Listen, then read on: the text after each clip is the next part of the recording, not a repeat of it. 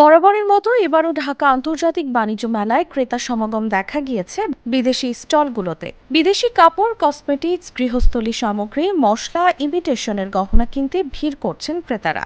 বাণিজ্য মেলার প্রধান গেট থেকে সামনে এগোতে চোখে পড়বে ইরানি প্যাভিলিয়ন, ইরানি বাহারি অলংকার আর বৈচিত্র্যময় ইরানি স্টোনের সমাহার এখানে। তাই নারী ক্রেতাদেরও উপস্থিতি চোখে পড়ে।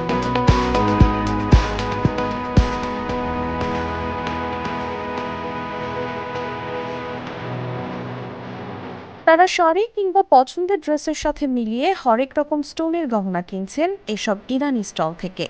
আবার কিছু ক্রেতা আসছেন দাম জানতে। স্টল মালিক রিয়াজ কবির জানান, এখানে হরেক রকম পাথর, মুক্তা, স্টোন বিক্রি করছি আমরা। চাইলে পাথর নিয়ে গহনা বানাতে পারেন। আবার অনেকে আগে পাথর পছন্দ করে, পরে ওই পাথর কিংবা স্টোনের তৈরি গহনা নিচ্ছে আমাদের।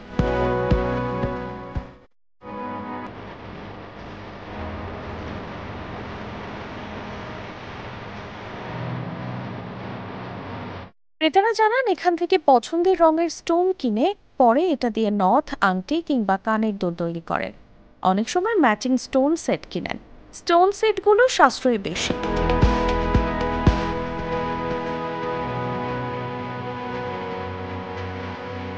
এছাড়া এসব স্টোনগুলো দেশীয় বাজারে পাওয়া গেলেও দাম অনেক বেশি বলে জানান তারা। ইরানি এসব স্টলগুলোতে দামে কিছুটা সাশ্রয়ী আর রঙের ভিন্নতা থাকায় বিক্রিও বেশি হয়। কালো, নীল, লাল রঙের স্টোনের চাহিদা বেশি। সাধারণত এসব স্টলে নারীদেরই ঝোঁক বেশি দেখা যায়।